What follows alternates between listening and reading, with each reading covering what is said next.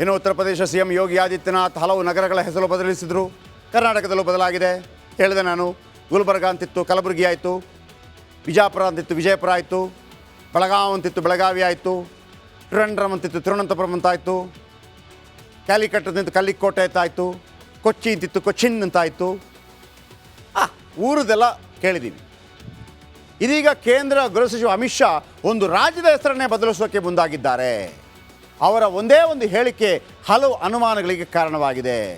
ಅವರು ಅಂದುಕೊಂಡಂಗೆ ಆಗಿಬಿಟ್ರೆ ಜಮ್ಮು ಕಾಶ್ಮೀರ ರಾಜ್ಯ ಹೋಗಿ ಕಶ್ಯಪ ರಾಜ್ಯ ಆಗತ್ತೆ. ಯಾರು ಕಶ್ಯಪ?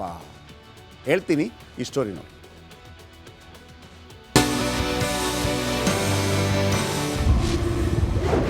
ಬದಲಾಗುತ್ತಾ ಭಾರತ ಮುಕುಟಮಣಿ ಹೆಸರು. ಮುನಿಯ ಹೆಸರಿಡುತ್ತಾ ಮೋದಿ ಸರ್ಕಾರ.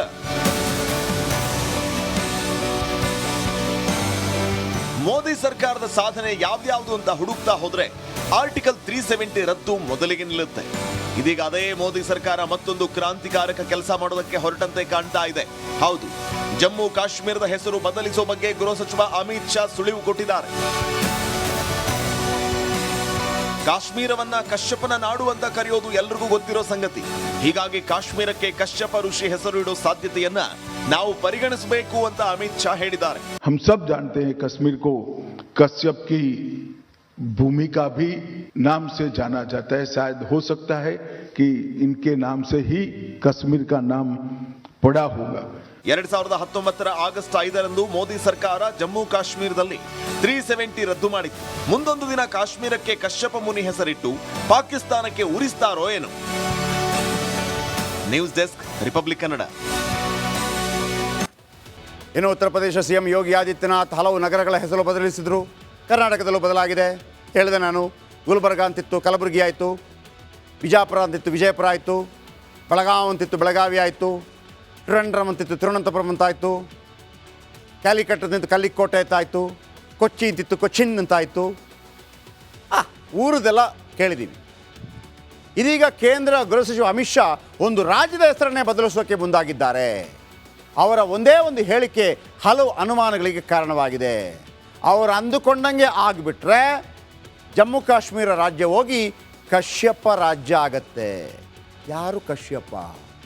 ಹೇಳ್ತೀನಿ ಈ ಸ್ಟೋರಿ ನೋಡಿ.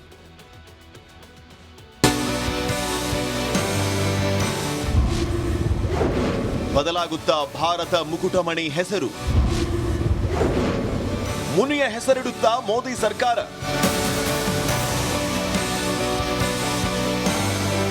ಮೋದಿ ಸರ್ಕಾರದ ಸಾಧನೆ ಯಾವ್ಯಾವುದು ಅಂತ ಹುಡುಕ್ತಾ ಹೋದ್ರೆ ಆರ್ಟಿಕಲ್ 370 ರದ್ದು ಮೊದಲಿಗೆ ನಿಲ್ಲುತ್ತೆ. ಇದೀಗ ಅದೇ ಮೋದಿ ಸರ್ಕಾರ ಮತ್ತೊಂದು ಕ್ರಾಂತಿಕಾರಕ ಕೆಲಸ ಮಾಡೋದಕ್ಕೆ ಹೊರಟಂತೆ ಕಾಣ್ತಾ ಇದೆ. ಹೌದು, ಜಮ್ಮು ಕಾಶ್ಮೀರದ ಹೆಸರು ಬದಲಿಸುವ ಬಗ್ಗೆ ಗೃಹ ಸಚಿವ ಅಮಿತ್ ಶಾ ಸುಳಿವು ಕೊಟ್ಟಿದ್ದಾರೆ. ಕಾಶ್ಮೀರವನ್ನ ಕಶ್ಯಪನ ನಾಡು ಅಂತ ಕರೆಯೋದು ಎಲ್ರಿಗೂ ಗೊತ್ತಿರೋ ಸಂಗತಿ. ಹೀಗಾಗಿ ಕಾಶ್ಮೀರಕ್ಕೆ ಕಶ್ಯಪ ಋಷಿ ಹೆಸರು ಇಡೋ ಸಾಧ್ಯತೆಯನ್ನ ನಾವು ಪರಿಗಣಿಸಬೇಕು ಅಂತ ಅಮಿತ್ ಶಾ ಹೇಳಿದ್ದಾರೆ. हम सब जानते हैं कश्मीर को कश्यप की भूमि का भी नाम से जाना जाता है. शायद हो सकता है कि इनके नाम से ही कश्मीर का नाम पड़ा होगा. 2019 ಆಗಸ್ಟ್ 5ರಂದು ಮೋದಿ ಸರ್ಕಾರ ಜಮ್ಮು ಕಾಶ್ಮೀರದಲ್ಲಿ 370 ರದ್ದು ಮಾಡಿತ್ತು. ಮುಂದೊಂದು ದಿನ ಕಾಶ್ಮೀರಕ್ಕೆ ಕಶ್ಯಪ ಮುನಿ ಹೆಸರಿಟ್ಟು ಪಾಕಿಸ್ತಾನಕ್ಕೆ ಉರಿಸ್ತಾರೋ ಏನು? News desk, republic Kannada. ಇನ್ನು ಉತ್ತರ ಪ್ರದೇಶ ಸಿಎಂ ಯೋಗಿ ಆದಿತ್ಯನಾಥ್ ಹಲವು ನಗರಗಳ ಹೆಸರು ಬದಲಿಸಿದರು. ಕರ್ನಾಟಕದಲ್ಲೂ ಬದಲಾಗಿದೆ. ಹೇಳಿದೆ ನಾನು, ಗುಲ್ಬರ್ಗ ಅಂತಿತ್ತು ಕಲಬುರಗಿ ಆಯಿತು, ಬಿಜಾಪುರ ಅಂತಿತ್ತು ವಿಜಯಪುರ ಆಯಿತು, ಬೆಳಗಾವಿ ಅಂತಿತ್ತು ಬೆಳಗಾವಿ ಆಯಿತು, ಟ್ರಿವೆಂಡ್ರಮ್ ಅಂತಿತ್ತು ತಿರುವನಂತಪುರಂ ಅಂತಾಯಿತು, ಕ್ಯಾಲಿಕಟ್ ಅಂತಿತ್ತು ಕಲ್ಲಿಕೋಟೆ ಅಂತಾಯಿತು, ಕೊಚ್ಚಿ ಅಂತಿತ್ತು ಕೊಚ್ಚಿನ್ ಅಂತಾಯಿತು. ಊರದೆಲ್ಲ ಕೇಳಿದ್ದೀವಿ. ಇದೀಗ ಕೇಂದ್ರ ಗೃಹ ಸಚಿವ ಅಮಿತ್ ಶಾ ಒಂದು ರಾಜ್ಯದ ಹೆಸರನ್ನೇ ಬದಲಿಸೋಕ್ಕೆ ಮುಂದಾಗಿದ್ದಾರೆ. ಅವರ ಒಂದೇ ಒಂದು ಹೇಳಿಕೆ ಹಲವು ಅನುಮಾನಗಳಿಗೆ ಕಾರಣವಾಗಿದೆ. ಅವರು ಅಂದುಕೊಂಡಂಗೆ ಆಗಿಬಿಟ್ರೆ ಜಮ್ಮು ಕಾಶ್ಮೀರ ರಾಜ್ಯ ಹೋಗಿ ಕಶ್ಯಪ ರಾಜ್ಯ ಆಗತ್ತೆ. ಯಾರು ಕಶ್ಯಪ? ಹೇಳ್ತೀನಿ ಈ ಸ್ಟೋರಿ ನೋಡಿ.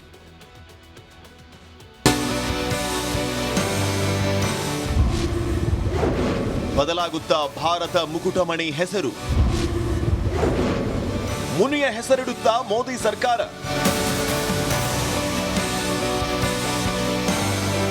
ಮೋದಿ ಸರ್ಕಾರದ ಸಾಧನೆ ಯಾವ್ದ್ಯಾವ್ದು ಅಂತ ಹುಡುಕ್ತಾ ಹೋದ್ರೆ ಆರ್ಟಿಕಲ್ 370 ರದ್ದು ಮೊದಲಿಗೆ ನಿಲ್ಲುತ್ತೆ. ಇದೀಗ ಅದೇ ಮೋದಿ ಸರ್ಕಾರ ಮತ್ತೊಂದು ಕ್ರಾಂತಿಕಾರಕ ಕೆಲಸ ಮಾಡೋದಕ್ಕೆ ಹೊರಟಂತೆ ಕಾಣ್ತಾ ಇದೆ. ಹೌದು, ಜಮ್ಮು ಕಾಶ್ಮೀರದ ಹೆಸರು ಬದಲಿಸುವ ಬಗ್ಗೆ ಗೃಹ ಸಚಿವ ಅಮಿತ್ ಶಾ ಸುಳಿವು ಕೊಟ್ಟಿದ್ದಾರೆ. ಕಾಶ್ಮೀರವನ್ನ ಕಶ್ಯಪನ ನಾಡು ಅಂತ ಕರೆಯೋದು ಎಲ್ರಿಗೂ ಗೊತ್ತಿರೋ ಸಂಗತಿ.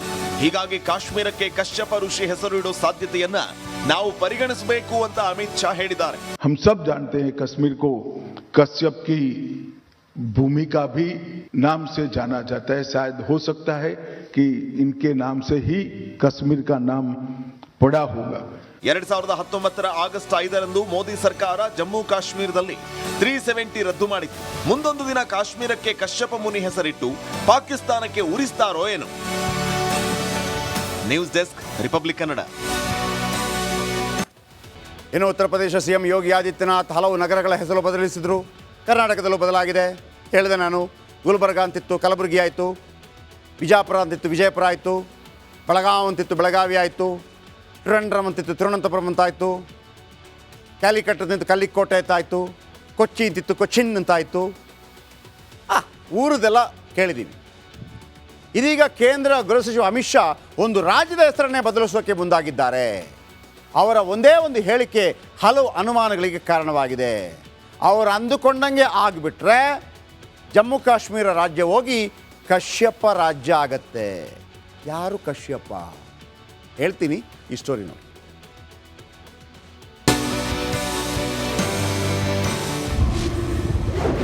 ಬದಲಾಗುತ್ತಾ ಭಾರತ ಮುಕುಟಮಣಿ ಹೆಸರು. ಮುನಿಯ ಹೆಸರಿಡುತ್ತಾ ಮೋದಿ ಸರ್ಕಾರ.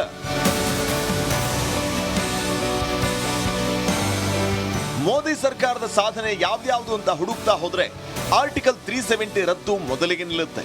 ಇದೀಗ ಅದೇ ಮೋದಿ ಸರ್ಕಾರ ಮತ್ತೊಂದು ಕ್ರಾಂತಿಕಾರಕ ಕೆಲಸ ಮಾಡೋದಕ್ಕೆ ಹೊರಟಂತೆ ಕಾಣ್ತಾ ಇದೆ. ಹೌದು, ಜಮ್ಮು ಕಾಶ್ಮೀರದ ಹೆಸರು ಬದಲಿಸುವ ಬಗ್ಗೆ ಗೃಹ ಸಚಿವ ಅಮಿತ್ ಶಾ ಸುಳಿವು ಕೊಟ್ಟಿದ್ದಾರೆ. ಕಾಶ್ಮೀರವನ್ನ ಕಶ್ಯಪನ ನಾಡು ಅಂತ ಕರೆಯೋದು ಎಲ್ರಿಗೂ ಗೊತ್ತಿರೋ ಸಂಗತಿ. ಹೀಗಾಗಿ ಕಾಶ್ಮೀರಕ್ಕೆ ಕಶ್ಯಪ ಋಷಿ ಹೆಸರು ಇಡೋ ಸಾಧ್ಯತೆಯನ್ನ ನಾವು ಪರಿಗಣಿಸಬೇಕು ಅಂತ ಅಮಿತ್ ಶಾ ಹೇಳಿದ್ದಾರೆ. हम सब जानते हैं कश्मीर को कश्यप की भूमि का भी नाम से जाना जाता है. शायद हो सकता है कि इनके नाम से ही कश्मीर का नाम पड़ा होगा. 2019 ಆಗಸ್ಟ್ 5ರಂದು ಮೋದಿ ಸರ್ಕಾರ ಜಮ್ಮು ಕಾಶ್ಮೀರದಲ್ಲಿ 370 ರದ್ದು ಮಾಡಿತ್ತು. ಮುಂದೊಂದು ದಿನ ಕಾಶ್ಮೀರಕ್ಕೆ ಕಶ್ಯಪ ಮುನಿ ಹೆಸರಿಟ್ಟು ಪಾಕಿಸ್ತಾನಕ್ಕೆ ಉರಿಸ್ತಾರೋ ಏನು? News desk, republic Kannada.